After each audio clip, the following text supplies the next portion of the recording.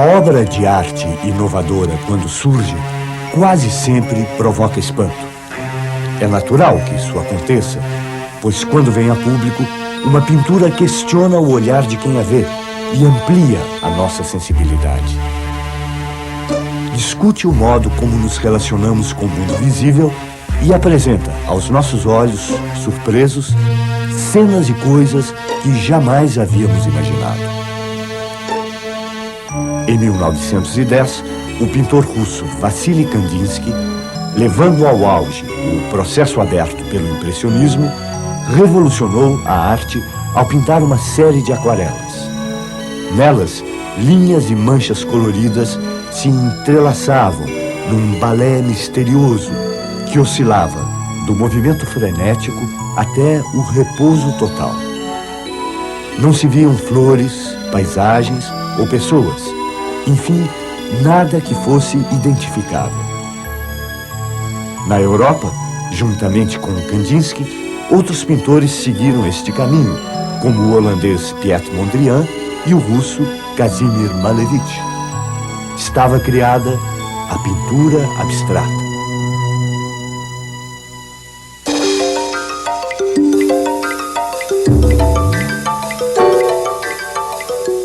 A abstração foi o ponto mais radical de um processo de negação da estética naturalista que vigorava nas academias de belas artes.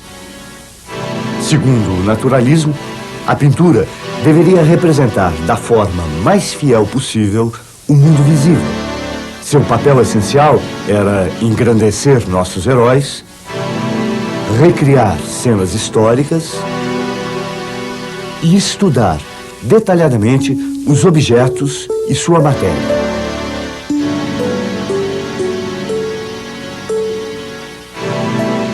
Para tanto, ela aperfeiçoou recursos como a perspectiva, regras rígidas de proporções e de composição, a técnica do claro-escuro e um sistema de cores semelhante às cores da natureza.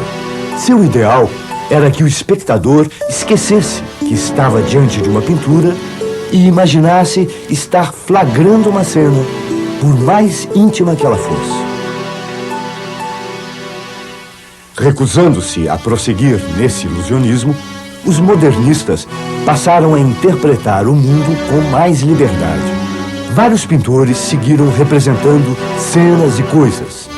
Mantinham-se figurativos, mas ressaltavam que construíam imagens através de pincéis, tintas e telas. Contrariavam as leis da perspectiva. Empregavam as cores de forma incomum e assumiam a tela como uma superfície plana. Passaram a produzir imagens a partir de um ponto de vista tão pessoal que antigos temas pareciam ter sido reinventados. É essa a sensação quando se contempla a maneira modernista de fazer retratos. Mas outros temas também foram introduzidos, como a seca nordestina. A obra de arte se afirmava como algo único e valioso, um resultado da nossa capacidade de criar linguagens para exprimir desejos, estados de espírito, ou a maneira como nos confrontamos com o universo. Outros artistas abandonaram de vez a figuração. Preocupavam-se com as cores em si mesmas, a dinâmica das linhas e das formas, as massas densas e coloridas de tinta. Era como se estes elementos estivessem libertos da superfície e do contorno das coisas que estão no mundo. O vermelho, nesta tela, abandonava todos os lugares onde estamos acostumados a vê-lo para mostrar sua densidade e a variedade de seus matizes. Destacando os elementos característicos da pintura, linha, cor, espaço, estrutura, textura, gesto. A arte moderna revelou que é capaz de promover sensações mesmo sem imitar a aparência do mundo.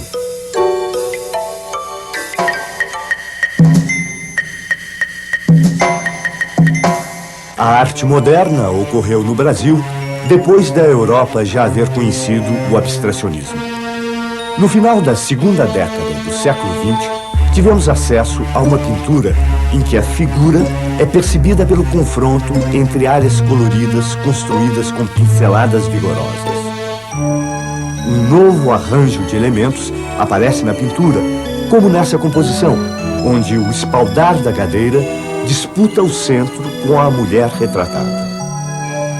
Abriram-se os caminhos da nossa pintura, aproximando-se da subjetividade do artista. O ambiente carregado de uma massa suja de vermelho e amarelo exalta a nudez de um corpo de mulher. É um outro vermelho que se destaca, com textura aveludada, acentuando a sensualidade da mulata, também expressa pelas linhas curvas que irradiam de seu queixo, seu decote, seu leque. A pintura moderna não é mais uma superfície lisa como a acadêmica. As pinceladas largas e carregadas denunciam a presença do pintor.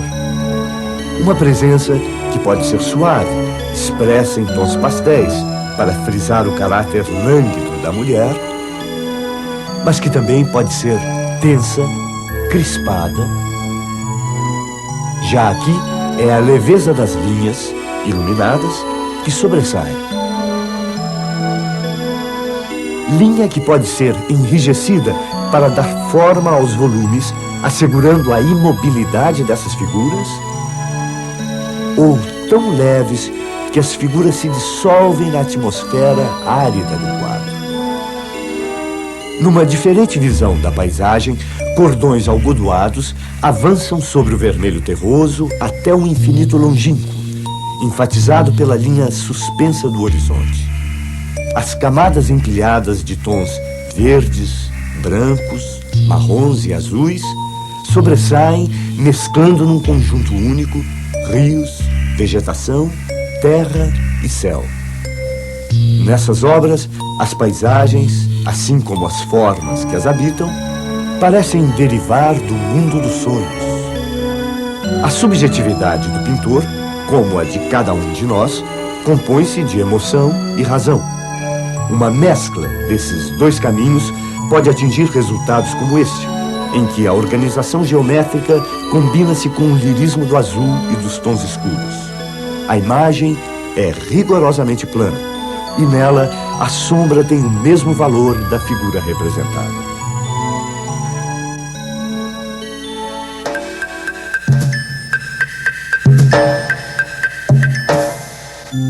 O desenvolvimento do processo de abstração atingiu seu limite nos anos 40.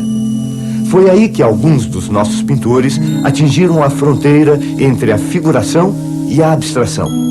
É o caso desta tela, em que já não sabemos se o que vemos são corpos ou simplesmente cores.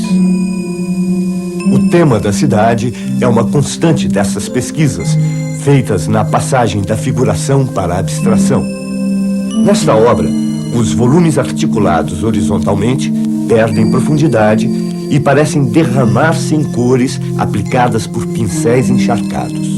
Nesta outra, temos a cor da cidade e seu horizonte, mas já não sabemos se a trama das linhas revela uma vista da metrópole ou se é o resultado do puro jogo da geometria.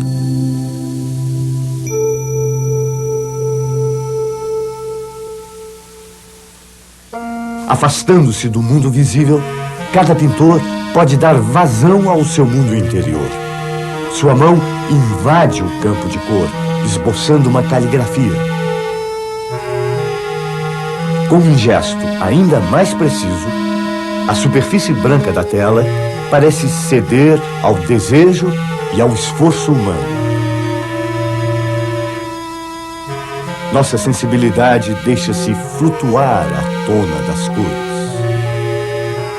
A tensão oscilante entre a mente, a mão, o pincel, a tinta e a tela produz manchas coloridas. Sobre elas, nossos olhos passeiam calmos, como quando contemplamos o movimento das nuvens no céu.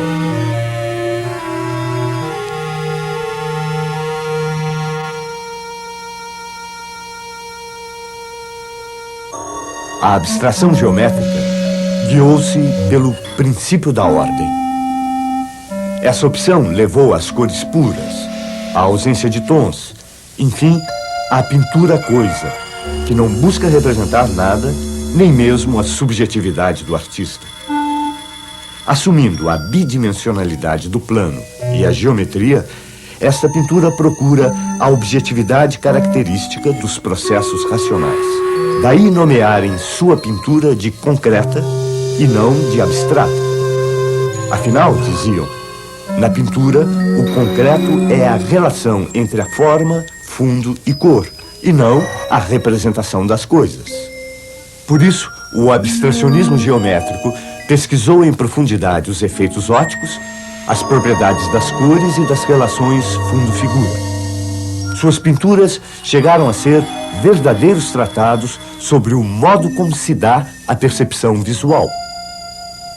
Os estudos sobre a dinâmica e a serialização das formas aproximaram a arte do universo da máquina e dos processos industriais. A pintura passou a interferir como nunca na arquitetura que habitamos, nos objetos que consumimos, nos cartazes e revistas que povoam a nossa vida cotidiana. Abandonando a representação do mundo, a pintura passou a explorar suas possibilidades plásticas. Trocou a obrigação de imitar as coisas pelo desenvolvimento da sua capacidade de conceber novas e infinitas realidades.